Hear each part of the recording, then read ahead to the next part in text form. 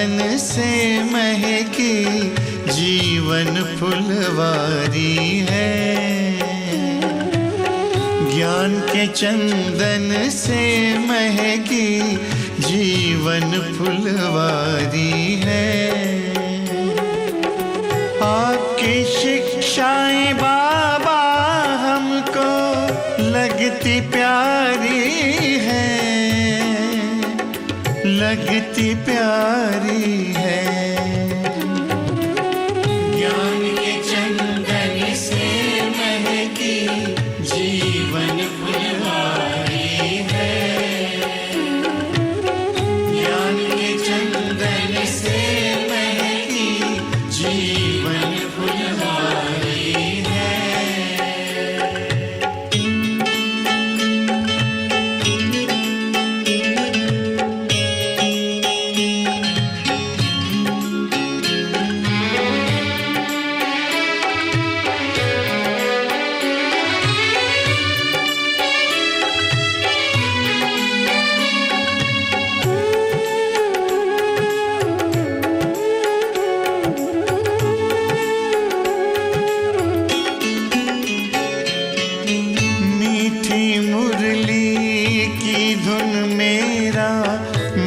आनंदित करती है, पावनता की खुशबू मन को सुख शांति से भरती है।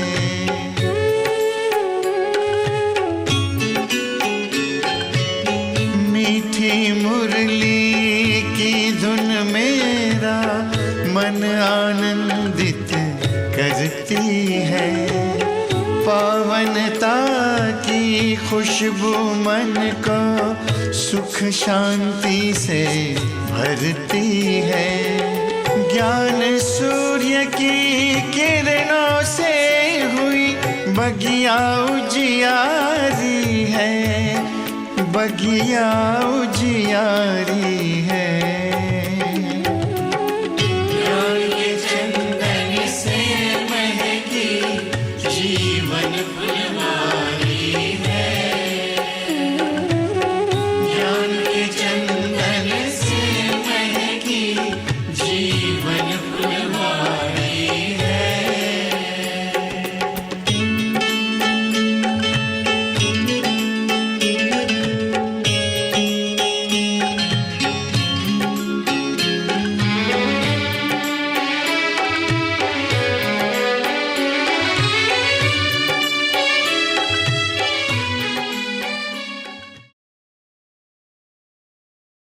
ओम शांति।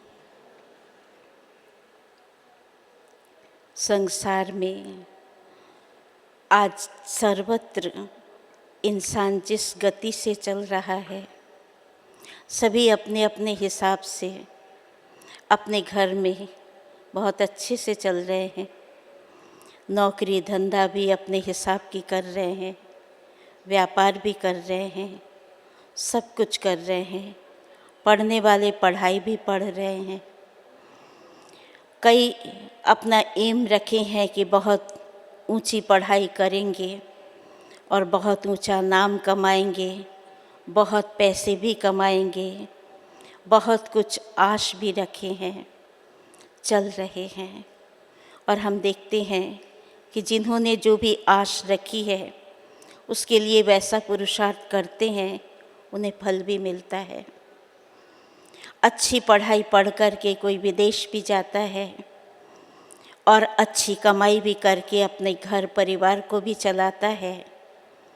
लेकिन जो लेकिन है, अगर सब कोई ठीक ठाक चल रहे हैं तो आज के संसार में लोग दुखी क्यों हैं, अशांत क्यों हैं, परेशान क्यों हैं? और सभी पुकार रहे हैं उस प्रभु परमात्मा को कि आप ही आओ और आकर हमारे दुख हरो, हमें सुख का रास्ता बताओ, हमें कुछ ऐसी जगह दे दो जहाँ से हमको सुकून मिले, चैन मिले। तो हमने देखा कि संसार में सभी दूर कार्य भी चल रहा है, सब कुछ हो रहा है, लेकिन मनुष्यों के अंदर वो चीज़ नहीं है जो वो प्राप्त करना चाहते। पढ़ा लिखा इंसान भी आज अपने आप को सही रीति से चला नहीं पाता है। लोग कहते भी हैं कि आप तो बड़े समझदार हो, फिर आपके पास ऐसी बातें क्यों? न घर परिवार को ठीक से संभाल पाते हैं और न ही अपने आप को सुख से भरपूर करके चला पाते हैं। हम सब भी इसी रीति से चलते आए और फिर आखिर हमें वो रास्ता मिला। जब हमने पुकारा परमात्मा को, तो परमात्मा हमारी पुकार सुनकर आए और हम सबको रास्ता बताया। रास्ता हमें मिला और जो रास्ता मिला, ये रास्ता बहुत ही आसान है, लेकिन आसान होते हुए भी कठिन है। और वो कठिन क्यों है, वो समझने की बात है। और जिसने उस बात को समझ लिया, वो बहुत अच्छे से आगे बढ़ रहा है। मैंने देखा है कि इस ज्ञान में चलते हुए बहुत ज्ञानी भी फेलियर हैं और बहुत अनपढ़ भी पास से हैं। तो ये जो ज्ञान है, ये ज्ञान देने वाला जो है, सबसे पहले उसको पहचानना आवश्यक है। वो कौन है और वो हमें जो रास्ता बता रहा है, वो रास्ता सही है कि गलत है, वो समझना ज़रूरी है। और जब वो बात हम समझ जाते हैं कि हमें बताने वाला हमारा वो पिता जिसे हमने जन्म जन्मांतर से पुकारा, वो पिता है और वो हमारे लिए ही आया है और हमें ये बातें बता रहा है। जब ये बात समझ में आ जाता है, इस बात पर निश्चय हो जाता है, तो ही कदम आगे बढ़ता है। तो परमात्मा पिता संसार में आए, उन्होंने कोई मठपन स्थापन नहीं किया। परमात्मा ने आकर के एक ऐसा स्थान लिया, एक ऐसी जगह बनाई जिस जगह पर हर एक आ सकता है, और वो है विद्यालय। विद्यालय में जाति, धर्म, भाषा, देश की कोई परहेज नहीं, ऊंच नीच की भी कोई परहेज नहीं। तो परमात्मा ने आकर के ईश्वरीय विश्वविद्यालय की स्थापना की। मठपंथ होता तो वहाँ कोई एक ही प्रकार के व्यक्ति पहुँचते और वो एक ही प्रकार की बातों को लेकर चलते। लेकिन परमात्मा पिता, चूँकि वो विश्व का मालिक है, इसीलिए वो सारे विश्व की बात सोचता है और सारे विश्व के कल्याण के लिए ही वो अपना कार्य करता है। तो इसलिए वो जब आए तो उन्होंने एक सुंदर विश्वविद्यालय की स्थापना की, और जो सचमुच विश्व के लिए ही विद्यालय है, यूनिवर्सिटी है, पूरे यूनिवर्स के लिए, सारे विश्व के लिए। यहाँ तेरा मेरा नाम की कोई बात नहीं।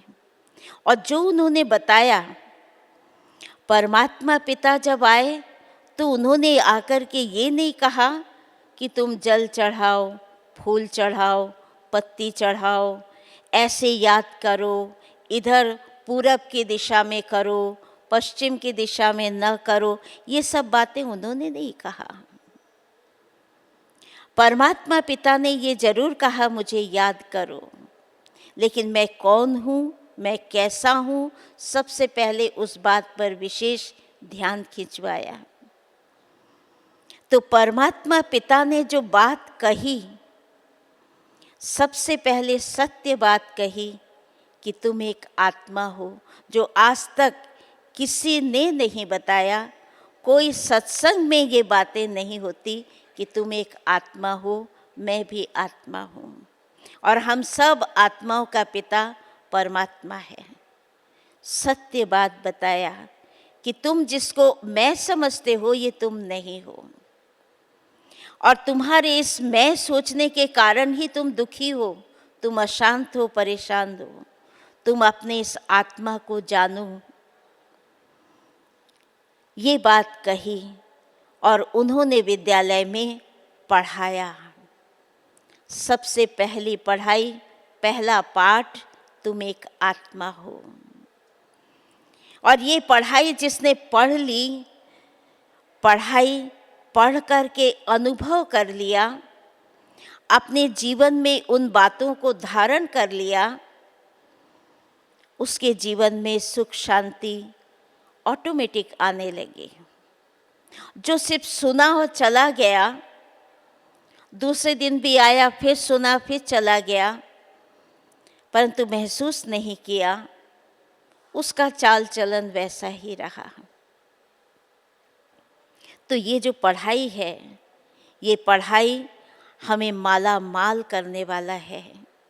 ये पढ़ाई हमें एक सन्मार्ग देता है, हमें एक दिशा देता है, और जहाँ से हमें सब कुछ प्राप्त हो जाता है। कहते हैं क्वीन एलिजाबेथ का जो वज़ीर था, वो लैंप पोस्ट के नीचे बैठकर पढ़ाई किया और बहुत बड़ा पोजीशन प्राप्त किया। लेकिन वो जो पढ़ाई थी उसमें कोई रत्नों की प्राप्ति नहीं हुई। लेकिन ये जो पढ़ाई है, जिसे हमारे बाबा, शिव बाबा, बहुत प्यारा बाबा पढ़ा रहे हैं, ये पढ़ाई हमें रत्नों की प्राप्ति करा रहे हैं। परमात्मा शिव बाबा हम सबको वो रतन दे रहा है आज, जिसे हम समझ नहीं पा रहे हैं, और ये रतन हमारे जीवन को भरपूर करता जा रहा है। हम सबको इस बात की अनुभूति हो रही है कि पहले जो हमारा जीवन था वो कैसा था, कितना उलझा हुआ था, हर बात में परेशान होते थे, हर जगह पर प्रश्न चिन्ह आता था, अब क्या होगा, कैसे होगा। लेकिन जब से इस मार्ग पर चलने लगे तो वो सारे प्रश्न खत्म हो गए और हमको फिक्र नाम की चीज़ नहीं रही। बेफिक्र हो गए, निश्चिंत हो गए। इतना सहज पढ़ाई और इतनी प्राप्ति हमें शिव बाबा ने करा दिया, और हम आज बन गए ईश्वरीय संतान। आत्मा का पाठ पक्का हुआ, हम ईश्वरीय संतान बने तो हमारे जीवन में जो धारणाएं आई वो सबसे दुनिया वालों के लिए कठिन है, लेकिन हम सब के लिए आसान है। ईश्वरीय संतान की कभी कुदृष्टि नहीं हो सकती। ईश्वरीय संतान सदा ज्ञान दान करेगा। ईश्वरीय संतान कभी भी कोई कुकर्म नहीं कर सकता। दुनिया में जिस बात को बहुत कठिन समझते थे, शिव बाबा ने उसको इतना आसान कर दिया कि तुम एक पिता के संतान हो, ब्रह्मा मुख वंशावली भाई बहन हो, तुम्हारी दृष्टि वृत्ति शुद्ध होना चाहिए। बस इतना सहज तरीका बताया जिसे कोई सोच भी नहीं सकता। और आज ईश्वरीय विश्वविद्यालय के सारे विद्यार्थी इतना आराम से, इतना प्रेम से इस धारणा की बात को लेकर चल रहे हैं कि हम सभी बाबा के बच्चे, भाई बहन हैं। दृष्टि शुद्ध हुआ तो वृत्ति भी परिवर्तन हो गया। वृत्ति में भी वो नारी पुरुष का रिश्ता खत्म हो गया। हम सबका एक ही रिश्ता है शिव बाबा से, वही हमारा सब कुछ है। चाहे उसे हम साजन कह लें, चाहे उसे हम बच्चा कह लें, सारा रिश्ता उसी के साथ है, और वो सारे रिश्तों से हमें अनुभव भी कराता है। हमें हर वक्त पर वो जैसे संकेत देता रहता है, और वो संकेत भी उन्हीं को मिलता है जो सचमुच ईश्वरीय संतान हर वक्त उनकी याद में रहता है। कदम कदम पर संकेत मिलता है कि ये काम ठीक है और ये काम जो किया ये ठीक नहीं, इसको ऐसा नहीं करना चाहिए था। कदम कदम पर अनुभव होता है कि हमें क्या करना है, क्या नहीं करना है। तो इतना आसान तरीका बताया। ज्ञान में चलते हैं तो उसकी पूरी जैसे एक जीवन में परिवर्तन आया। पहले ज्ञान में नहीं चलते थे, वो चाल चलन, वो दिनचर्या, और जब ज्ञान में चलने लगे वो चाल चलन, वो दिनचर्या टोटल चेंज हो गया। अनाप शनाप सोना करना, खाना पीना जो करता था उसका वो सब कुछ बदल गया। सब कुछ नियमित हो गया, सब कुछ सुचारू रूप से चलने लगा। और हम अपने आप को क्या समझने लगे कि हम शिव बाबा के विद्यार्थी हैं और हम शिव बाबा के खिदमत में काम कर रहे हैं, खुदाई खिदमतगार हैं। सिर्फ शिव बाबा के ही नहीं, हम तो वर्ल्ड सर्वेंट हैं। आज कोई सर्वेंट होता है तो उसको सदा अपना मालिक याद रहता है और मालिक की सेवा याद रहती है। तो हम भी जो वर्ल्ड सर्वेंट है, हमें भी क्या याद रहता है? बाबा की सेवा और बाबा।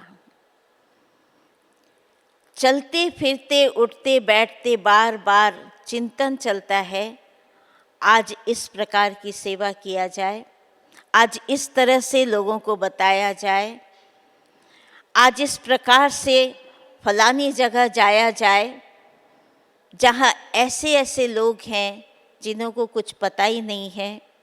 अर्थात हर पल वो सोच चलता रहता है। तो जब हम ज्ञान में चलने लगते हैं तो जीवन का परिवर्तन इतना हो जाता है कि कदम कदम पर हमें ये होश रहता है कि हमारा चाल चलन, उठना बैठना, बोलना करना, ये जैसे सबके लिए एक प्रेरणादायक हो। बाबा भी कहते हैं कि तुम्हारा चलन और चेहरा ही सेवा करेगा, और यही ज्ञान है। अगर इस तरह से हम चलते हैं, यही श्रेष्ठ मंजिल है कि हमारी बुद्धि और कहीं भी नहीं जाती, किसी भी चीज़ में आकर्षण नहीं। आकर्षण है तो एक शिव बाबा में है, क्योंकि हम वर्ल्ड सर्वेंट हैं, हम खुदाई खिदमतगार हैं, हमें बाबा को प्रत्यक्ष करना है। इसीलिए हमारा चलना, बोलना, करना, उठना, बैठना, हर चीज़ ऐसा हो जो किसी को प्रेरणा देने वाला हो। हम बाबा के बच्चे अगर कलयुगी जैसे चाल चलन चलते हैं तो जैसे बाबा की बदनामी होती है। लोग कहेंगे कि ये बाबा के बच्चे ये ओम शांति में जाते हैं और देखो कैसे चलते, कैसे बोलते। तो हमारे हर बात में परिवर्तन आता जा रहा है। और शिव बाबा आया किस लिए है? नई दुनिया की स्थापना करने। नई दुनिया माना कोई अलग से ग्लोब नहीं बना रहे हैं। नई दुनिया की स्थापना के लिए उनको सबसे पहले नई दुनिया में रहने वालों को ठीक करना होगा, जो बिगड़ गए हैं पूरी तरह से। दुनिया तो वही है, दुनिया कोई गई नहीं है कहीं, दुनिया वही है। लेकिन दुनिया में रहने वाले जो हैं, उनके विचार आचार में परिवर्तन के कारण संसार में इतना परिवर्तन हो गया। आज उनके ही विचार आचार अगर वैसा ही हो जाए तो फिर से दुनिया में वही बातें आएंगी जो थी। तो परमात्मा जो हमारे मन की प्रवृत्ति इतना चेंज हो चुका है, उसको ही बदल रहा है ज्ञान के द्वारा। भक्ति की अंश मात्र भी नहीं। समझ, हर बात में बाबा समझ दे रहा है, शिक्षा दे रहा है कि बच्चे ऐसे नहीं, ऐसे करो। तुम्हें इतने बजे उठना है, इतने बजे उठ कर के तुमको शिव बाबा को याद करना है। क्यों याद करना है? जिससे तुम्हारे अंदर जो विषय विकार, ये जो गंदगी है, ये साफ हो जाए। अर्थात सबसे पहले योग स्नान करना है, सबसे पहले। उसके बाद फिर ज्ञान स्नान करो, फिर क्लास करो, मुरली सुनो, ज्ञान की बरसात अपने ऊपर लो। तो एक एक बात बाबा बता रहे हैं जिससे हमारे जीवन में परिवर्तन आता है, जो पहले था ही नहीं। इसको कभी हमने सोचा भी नहीं और कभी किया ही नहीं। हम तो ये सोच भी नहीं सकते कि सवेरे सवेरे 4 बजे 3 बजे उठना है। लेकिन जैसे ही बाबा में निश्चय होता है तो लोग 8 बजे 10 बजे उठने वाला भी 4 बजे उठना शुरू कर देता है।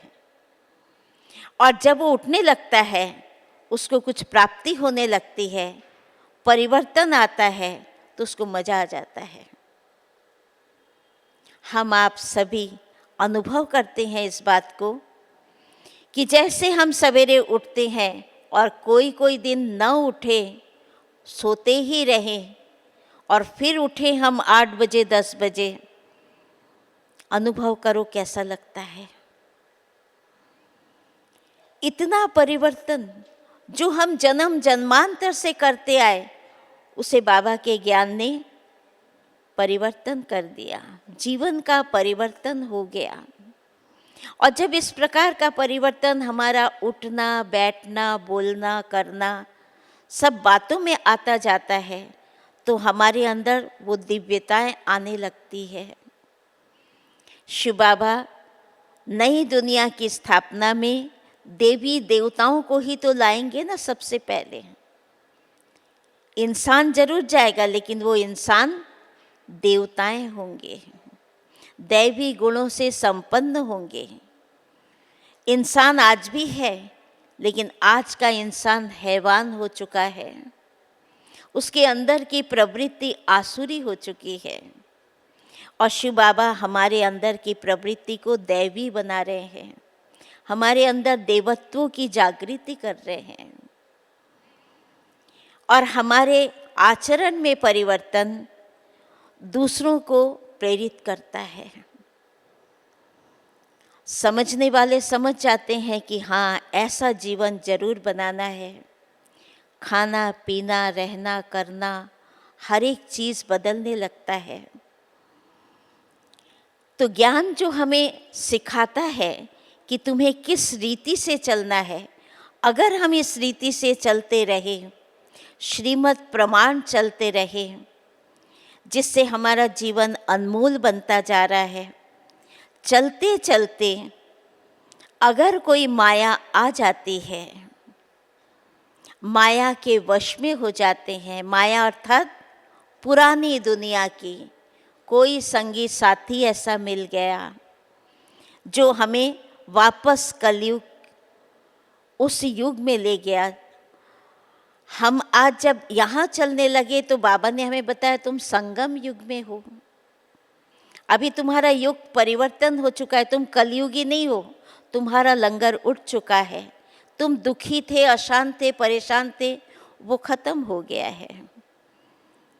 आज तुम नई दुनिया की ओर जा रहे हो, तुम्हारा लंगर उठ गया है। आज तुम न दुखी हो न सुखी हो, पर वो दुख को याद नहीं करो। उस दुख के दिनों को याद करके महसूस कर लो कि क्या करते थे जिससे दुखी थे, उससे सीख लो। लेकिन अपने जीवन में ये परिवर्तन लाओ जिससे तुम्हें फिर से वो रास्ता मिल जाए और जहाँ जाकर के तुम अपने आप को सुखी संपन्न महसूस करो। तो हमारे जीवन में परिवर्तन आता जा रहा है। अब ये जो ज्ञान, ये हमारे जीवन को कितना पलट रहा है, ये हमें समझना होगा। और हम इस बात को अच्छी तरह से समझें कि जो ज्ञान मिला वो ज्ञान हमारे जीवन में कितना गया। आप सोचो, सिर्फ इतना ही नहीं, हमारा स्वभाव, हमारा संस्कार तो कलयुगी संस्कार, खाना पीना, ऐशो आराम करना, मिलना जुलना, बातचीत, घूमना फिरना, जो कुछ था, ज्ञान में आने के बाद सब कुछ बदल गया। है तो वही चीज़ें, घूमते फिरते भी हैं, बातचीत भी करते हैं, लेकिन हर चीज़ में ज्ञान आ चुका है, कंट्रोल हो गया है। पहले अनकंट्रोल था, कभी भी खाते थे, कभी भी सोते थे, कभी भी उठते थे, लेकिन अब हर बात में नहीं, इसके बाद नहीं, इसके बाद करेंगे तो ये आसुरी गुण वाला हो जाएगा और इसमें आसुरी प्रभाव पड़ेगा और हमारा जीवन आसुरी हो जाएगा। अर्थात आज अगर हम रात को बहुत रात तक खाते पीते हंसी मजाक करते तो सुबह अमृत वेला नहीं होगा, अमृत वेला नहीं होगा, बाबा की याद नहीं होगी। बाबा की याद नहीं है अर्थात कोई और की याद होगी, कोई और देहधारी की याद होगी और वो देहधारी हमें किधर की तरफ ले जाएगा? कलयुग की तरफ। लेकिन जब हम उठकर बाबा को याद करते, बाबा की याद में रहते, तो हमारा दिन अलग होता है, क्योंकि हम जो भी कार्य करते उसमें परमात्मा की शक्ति जरूर होती है, क्योंकि वो साथ रहता है। और जब से हम ज्ञान में चलना शुरू करते, वो हमारा साथ देना शुरू करता है। कहते हैं ना, पांडव के साथ पांडव पति अर्थात कृष्ण को वहाँ दुनिया में भगवान समझते हैं, तो भगवान साथ में था। और आज हम भी महसूस करते हैं कि वो जो भगवान जिसके लिए वो महाभारत बनाया हुआ है, वो जो कहानी सुनते हैं, वो प्रत्यक्ष रूप में इस समय हमारे साथ है। और बाबा भी हम बच्चों को ये कहता है कि बच्चे कुछ भी हो जाए तुम मुझे याद करो। कोई ऐसी बातें हो जाए तुम्हारे सामने या ऐसी समस्या ऐसी परेशानी हो जाए, तुम याद करो, शिव बाबा खुदा दोस्त आ जाओ, मैं आ जाऊंगा। और वो अपना ये वायदा निभाता है। आप सबको भी महसूस होगा, अगर आपने इस बात को उस समय ध्यान किया होगा, आपने भी महसूस किया होगा कि कैसे वो सामने आ जाता है और कैसे हमारी रक्षा हो जाती है। इस विश्वविद्यालय में बाबा के कितने बच्चे कितने अनुभव सुनाते हैं, और वो सब अनुभव को सुनो तो दिन रात पूरा हो जाएगा तो भी ख़त्म नहीं होगा। तरह तरह के अनुभव है, कभी कोई समस्या आती है, कभी कोई विघ्न आता है, कभी कोई और बातें आती है, लेकिन हर बात में बाबा साथ में होता है तो हम क्रॉस हो जाते हैं। अभी हम एक क्लास सुन रहे थे कि यूक्रेन में सेंटर था जहाँ बहुत अच्छा चल रहा था, सब कुछ अच्छा था, लेकिन वहाँ पर मकान मालिक ने उनको कहा कि तुम ये खाली कर दो। बहुत अच्छा सेंटर जमाया, अच्छा चलने वाला, मकान मालिक किराए का था, वो मकान मालिक ने कहा इसको खाली करो, हमें ये चाहिए, हमको आवश्यकता है। बहुत परेशान हो गए सेंटर में सब, बहुत जल्दी उन लोगों ने किया, तो जल्दी ढूंढा किया, मिल गया। मिल कर के वो जहाँ पहले था वहाँ से उनको शहर के बीच में आना पड़ा, वहाँ मिला, वहाँ सेंटर स्थापित हुआ। अब एक जगह पर बसी बसाई चीज़ दूसरी जगह जाती है तो बहनों को समस्या तो होती है कि कहाँ से लोग आएंगे, कैसे आएंगे, इतना दूर कैसे आएंगे। लेकिन अब जब शहर के बीच में आया तो जब लड़ाई छिड़ी ना, तो सबसे पहले बॉम्ब उसी मकान पर गिरा। कौन सा मकान? जिसको मकान मालिक ने खाली कराया था। सबसे पहले वहाँ बाबा हमारा मददगार, और शहर के बीच में आया तो वहाँ बहुत अच्छे से चलने लगा क्योंकि शहर के लोग सब जाग उठे। तो बाबा कदम कदम पर साथ देता है।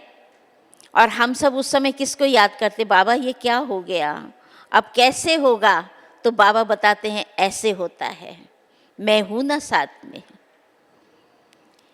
तो इस तरह से वो साथ में सदा रहता है और हमें कदम कदम पर अनुभव कराता है कि कितना वो हम बच्चों को मदद देता है और कितना वो कार्य करता है। आज हम देखते हैं कि बाबा के अनेक बच्चे अनेक परेशानी में रहते हैं। कईयों की परेशानी बाबा की याद में सफल हो जाता है। मुझे याद है एक सेंटर पर मैं गई तो मुझे मालूम पड़ा कि यहाँ पर कुछ ऐसी बातें हो गई जो चमत्कार हो गया। क्या हुआ था भाई, मुझे तो मालूम नहीं था। तो मैं वहाँ गई तो बोले कि जिसके घर में गीता पाठशाला चलती थी उस घर में कहा कि इसके बच्चे की शादी होने वाली थी। मैं काफ़ी दिन बाद गई थी वहाँ, कुछ ऐसे कारण हो गए थे तो जाना नहीं हुआ था। जब पहुँचे तो बोले इसके बच्चे की शादी होने वाली थी, और जब शादी होने वाली थी तो इन्होंने पूरा इंतज़ाम कर लिया। और इंतज़ाम करने के बाद मालूम पड़ा कि जो उनको मिलना था ऑफिस से पैसा, वो पैसा अभी नहीं मिलेगा, शायद 1-2 मास बाद मिलेगा। अब इन्होंने अपना सब काम पूरा कर लिया, कार्ड भी छप गए, निमंत्रण पत्र सब चारों ओर चला गया, सब लोग घर के मेहमान आने लग गए। तो वो बहन जो है बहुत परेशान हो गई। तो उसने क्या किया, शिव बाबा का एक छोटा सा स्थान अपने घर के अंदर बनाया हुआ था, शिव बाबा के चित्र के सामने जाकर बैठ गई और बैठी रही वहाँ। सुबह 3 बजे से जो गई वो उठी नहीं, वहाँ बैठी रही। मेहमान आ चुके थे घर में, मेहमान आकर पूछने लगे नाश्ता क्या बनाया जाए, कुछ नहीं बोली। उन लोगों ने देखा कोई विशेष चीज़ तो है ही नहीं, जो था उसमें कुछ कुछ काम किया। उसके बाद देखा तो अनाज भी बहुत कम था। मेहमान आ रहे हैं घर में क्योंकि 3 दिन बाद शादी है, तो मेहमान उन लोग के से जो बनता है वो सब कुछ कर रहे हैं, लेकिन परेशान वो भी हो रहे हैं। दोपहर हो गया, अभी खाना कुछ विशेष बना नहीं था, जो थोड़ा मोड़ा था उसमें बच्चों को खिला दिया, लेकिन बड़े तो भूखे थे। और बहन जो है वो उठी नहीं, उनका पति ऑफिस गया हुआ था और कोई नहीं। मेहमान लोग आपस में ही चर्चा कर रहे हैं, खुसुर पुसुर कर रहे हैं और जो उनको मिल रहा है उससे वो काम चला रहे हैं, लेकिन अभी खाना नहीं बना था, कुछ नहीं हुआ था। वो भी परेशान हो रहे हैं। बहन जो है बाबा के चित्र के सामने बैठी हुई है। दोपहर का समय हुआ। दोपहर के ठीक 12 बजे एक बहुत बड़ा ट्रक उनके घर के आगे सामने खड़ा हुआ और वो ट्रक से ड्राइवर उतर के बोलता है कि ये घर आपका है, एक पर्ची दिखा के। तो बोले हाँ ये घर आपका है। साहब का नाम भी बताया कि ये साहब ने सामान भेजा है, तो ये सामान आप रख लो। तो सामान क्या भेजा, जो भी अनाज पानी और उसमें सब प्रकार के सामान है, यहाँ तक कि उनके कपड़े लत्ते, शादी के कपड़े लत्ते, सब कुछ उस ट्रक में भरकर आया। बोले साहब ने भेजा है। तो वो सोची कि शायद इनको पैसे मिल गए और इन्होंने जल्दी से सब सामान बुक करा के और भेज दिया होगा, रखवा लिया। ट्रक तो निकल गई सब सामान खाली करके। उसके बाद वो आए, साहब आए ऑफिस से, दोपहर का समय था, वो आते थे दोपहर को।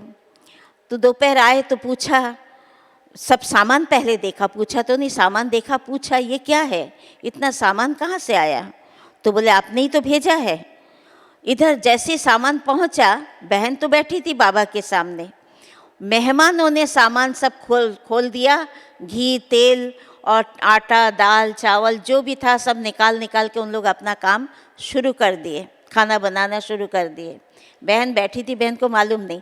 जब ये आए ना, साहब आए, जब इधर बातचीत होने लगी सामान किसने भेजा है, तब बहन उठी और बोली मुझे तो मालूम नहीं, इन लोगों ने रखवा लिया होगा।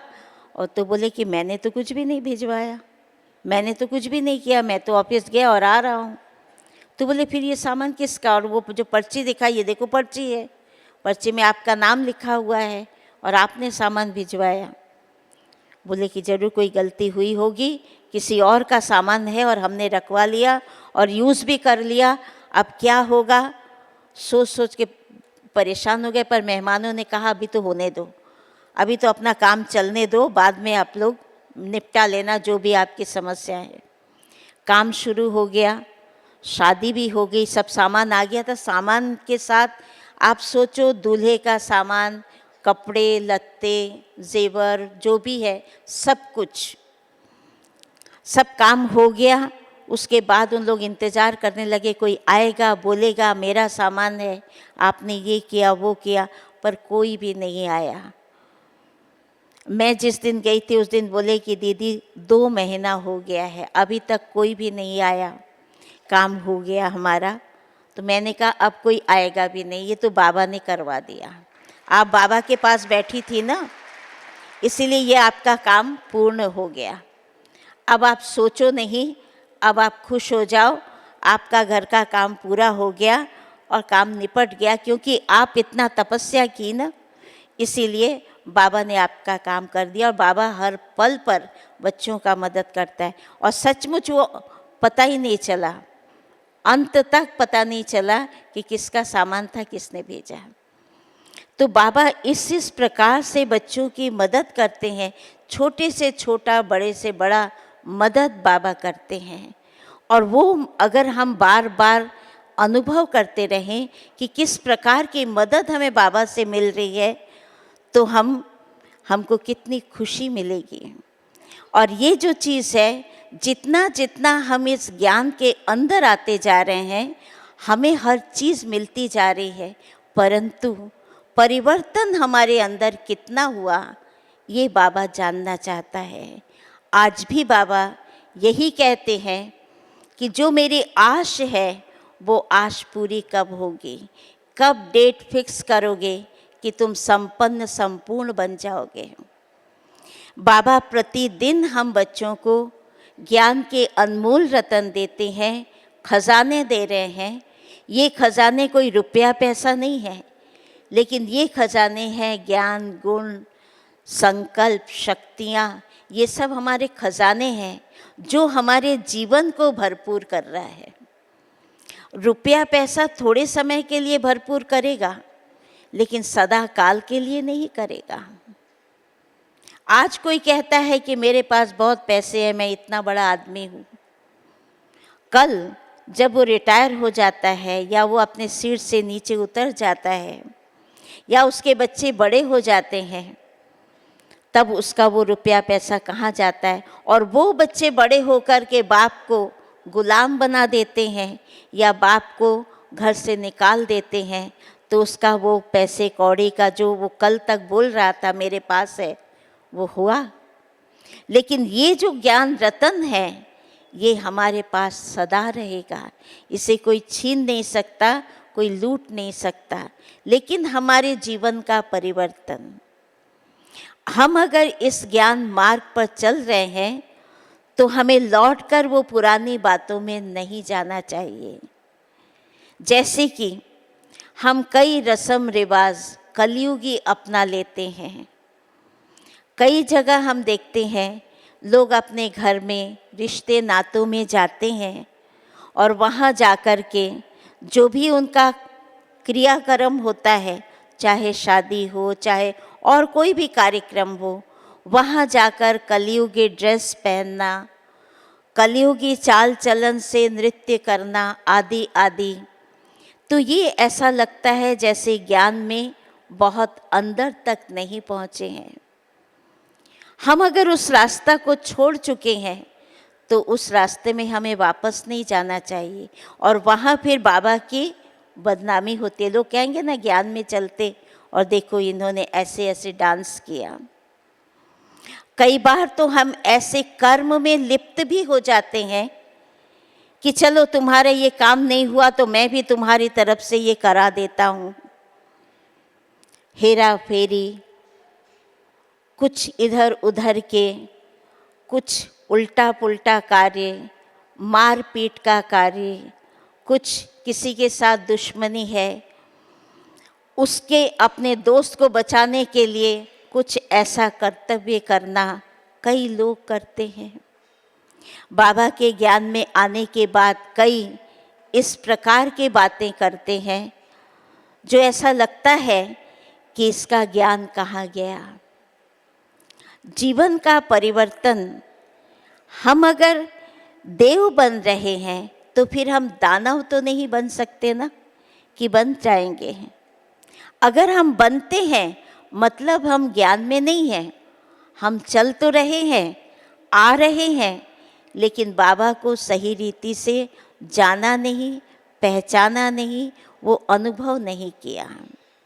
और अनुभव कहता है कि अगर हम जरा सा भी इधर की उधर होए तो तुरंत हमारे जीवन में कुछ न कुछ घटनाएं होंगी। हमें पता नहीं वो किस तरह की घटनाएं, लेकिन होंगी जरूर। हमें ऐसे कई प्रकार के किस्से सुनने को मिलते हैं कि ज्ञान में आने के बाद किसी के साथ मिल कर के किसी और की बुराई की या किसी और को नीचा किया या उसको समाज से इससे उससे अलग कर दिया,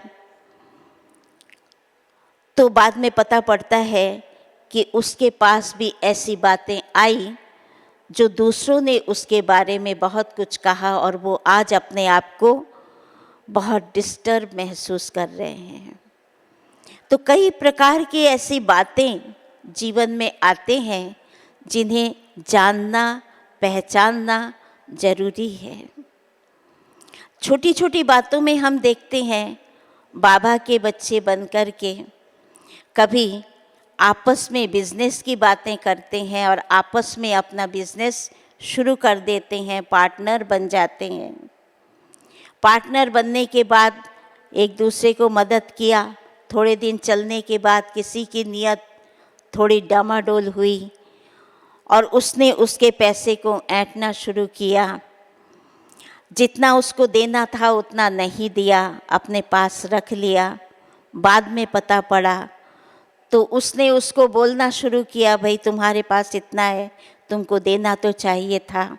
वाद विवाद शुरू हुआ, शुरू होते होते झगड़ा हुआ, फिर दोनों के दोनों ज्ञान से टूट गए। तो इस प्रकार की बातें हम कभी कभी करते हैं। बाबा के बच्चे सभी को बहुत प्यार से चलना है, लेकिन बाबा जैसे कहते आपस में नहीं जोड़ने का। आपस में कैसे जोड़ो? जो हम एक दूसरे से छूटे भी रहे लेकिन जुड़े भी रहे। जुड़े कैसे रहे? कि हम सब बाबा के बच्चे हैं, हम सब मिलकर के सेवा करेंगे, सेवा के लिए हम सब एक होंगे, लेकिन उसके बाद हम आपस में नहीं जुड़े हैं। आपस में जुड़ जाएं तो वहाँ बाबा बीच में से अलग हो जाता है, क्योंकि आपस में रिश्ता जुड़ता है और आपस में लेन देन शुरू होता है, और ये लेन देन हमको कहाँ से कहाँ ले जाती है। इसीलिए और वहाँ हमारा हिसाब किताब भी बनता है। जब यहाँ बाबा ने कहा कि तुम्हारा तो सिर्फ एक शिव बाबा ही है, दूसरा ना कोई, और हमने भी कहा हाँ मेरा तो एक शिव बाबा है, दूसरा कोई नहीं, फिर हमारा दूसरे के साथ तो जोड़ने का सवाल ही नहीं उठता है ना। हम सब एक हैं, लेकिन बीच में बाबा है। बाबा जैसा कहे, बाबा जैसा बोले, वैसा हम सब एक होकर के करें, न कि हम आपको बोले आप हमें बोलो, हम दो एक हैं, ऐसा नहीं। तो ज्ञान वहाँ लागू होता है जहाँ हम ऐसी बातों में आ जाते हैं, वह ऐसा लगता है इसके ज्ञान की पराकाष्ठा कहाँ। अगर ऐसा करते हैं तो दूसरे बोलते हैं कि भाई ये ज्ञानी है, ज्ञानी होकर ऐसा कैसे कर लिया। इसने झगड़े भी कर लिए और फिर दोनों अलग भी हो गए, बाबा से भी छूट गए, ज्ञान से भी अलग हो गए। तो हम बच्चों को बाबा को प्रत्यक्ष करना है तो हमें एक होकर चलना है। एकता हमारा विशेष जो हमारा पैगाम है, हम सब एक हैं, एक ही रीति से हम चलते हैं, एक ही रीति से बोलते हैं, एक ही रीति से करते हैं, लेकिन बीच में बाबा है। बाबा ने बोला तो हमने सबने किया, लेकिन हमने बोला आपने किया ऐसा नहीं है। ये मेरा तेरा बीच में से अलग हो जाना चाहिए। तो ज्ञान की पराकाष्ठा है कि हम एक से जुड़े और एक के हिसाब से ही चलें और एक ने जो कहा उस हिसाब से चले, क्योंकि हमें जाना है नई दुनिया में, हमें पुरानी दुनिया में नहीं जाना है। नई दुनिया के लिए हम अपने आप को तैयार कर रहे हैं, तो हमारे जीवन में अनवरत परिवर्तन होता जाए। जितना जितना हम बदलते जाएंगे उतना उतना हमारे अंदर खुशी बढ़ती जाएगी। और हम परिवर्तन कैसे हो रहे हैं? बाबा के कहे हुए बातों से, न कि किसी और से। और कहने वाला कौन? ऊंचते ऊंच भगवान, जिसने ये बेड़ा उठाया कि मुझे नई दुनिया बनानी है जहाँ सभी सुखी होंगे, सभी संपन्न होंगे। और हमारी संपन्नता है हमारी धारणा है। जितना जितना हम धारण करते जाएंगे उतना हम संपन्न होते जाएंगे। हमारी संपन्नता हमारी धारणाओं से पता पड़ेगा। और ये हमें कहाँ ले जा रहा है? अंत की ओर। आप सोचो, अंत का जब समय आएगा तो अंत समय जो भी बातें हमारे सामने आए वो हमें ही झेलना होगा, हमें ही उस अंतिम समय को क्रॉस करना होगा। उस समय हमारा कोई सगा संबंधी नहीं होगा, वहाँ कोई हमारा दोस्त नहीं होगा, वहाँ और कोई भी नहीं होगा, ना धन दौलत होगा। वहाँ हमें स्वयं को ही उस बात को क्रॉस करना होगा। और स्वयं कब क्रॉस कर पाएंगे? जब स्वयं संपन्न होंगे। संपन्नता एक बाबा की याद से ही होगी। एक बाबा की याद और एक बाबा की श्रीमत, जो बाबा ने कहा, अगर ये बातें हमें अनवरत याद रहे तो ही हम क्रॉस कर जाएंगे। और नहीं तो अंतिम घड़ी में हम सोचते रहें, हम किसी को बुलाना चाहें तो वो बुला पाएंगे उस समय? अंतिम समय क्या हमारा फ़ोन काम करेगा? ये जो फ़ोन है, मोबाइल जो देखते हो, ये तो आज का इन्वेंशन है। पहले ज़माने में तो ये था भी नहीं। और बाबा हमें उस लायक बना रहे हैं, जब तुम्हारे पास कुछ भी नहीं होगा तुम इतने संपन्न होंगे कि तुम्हारे ऊपर कोई आँच तक नहीं आएगी। ऐसी संपन्नता, और ऐसी संपन्नता तो हमें एकमात्र ज्ञान और योग से ही होगा ना। हमें बाबा की वो बातें याद रहे उस समय, अंतिम समय बाबा की याद रहे, बाबा से वो प्यार, बाबा से वो संबंध, ये सारा याद रहे।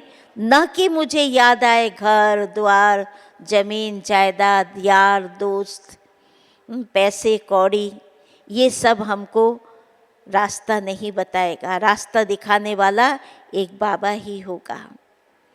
उस समय मैं और मेरा बाबा, तभी हम क्रॉस हो सकेंगे, उस अंतिम समय को हम पार कर पाएंगे। क्योंकि उस समय हमारा कोई भी नहीं होगा। और हमें आज भी हमारे सामने कोई बात आती है तो वो उस समय तो यही लगता है ना, हम इस बात को क्रॉस कर जाएं। और इसको करने में हमें एक बाबा ही सहारा दे सकता है, एक बाबा ही साथ दे सकता है, बाकी कोई व्यक्ति नहीं देगा, कोई और दे भी नहीं सकता। देगा भी तो क्षणिक के लिए देगा, थोड़े समय के लिए दे सकता है, लेकिन हमें बिल्कुल क्रॉस करा दे, हमें पार लगा दे और हमारे ऊपर आँच भी ना आए, वो काम एक बाबा का ही है, वो ही कर सकता है। और हमारा पुण्य कर्म। हम बाबा का बच्चा बनने के बाद कदम कदम पर अगर श्रेष्ठ कर्म करते हैं, पुण्य कर्म करते हैं, कमाई करते हैं, तो ये पुण्य कर्म भी हमारा साथ देगा। इसीलिए बाबा का बनने के बाद हमें अपने हर चाल चलन पर विशेष ध्यान रखना है। हमारा स्वभाव, हमारा व्यवहार जो हमारा पहले कलयुगी था वो बिल्कुल बदल जाना चाहिए, क्योंकि बाबा का बनने के बाद हमारे अंदर दैवी स्वभाव आए, दैवी क्वालिटीज़ जाग उठे। ये सब चीज़ें हमारे पास होंगी तो हम बढ़ते जाएंगे, हमारा जीवन खुशी से भरपूर रहेगा, किसी भी बात में हमें कोई परेशानी नहीं होगी। मैं तो देखती हूँ आज जब बाबा के बन गए, बाबा का बनने के पहले अनेक बातों में विघ्न था, परेशानियाँ थी, लेकिन जैसे ही बाबा का बनी उसके बाद से कुछ भी बातों में रिंचक भी परेशानी नहीं आई। आता है, बातें तो आती है, बातें अपनी जगह है, वो आएगी, लेकिन बात क्रॉस हो जाती है। थोड़ा सा सोचते हैं, बाबा बाबा करते हैं और बाबा काम पूरा करता है, इधर उधर नहीं करते हैं, या कोई और प्रकार से उन बातों को मिटाने की कोशिश नहीं करते, लेकिन बाबा की याद, बाबा का साथ वो काम पूरा कर देता है। और जो काम करते हैं उसमें खुद का भी कल्याण, दूसरों का भी कल्याण, ये सोच के रखते हैं, किसी और का नुकसान नहीं हो जाए। भाई फलाना काम हो रहा है उसमें नुकसान नहीं, उसका भला हो, वो भरपूर हो जाए, वो खुश हो जाए।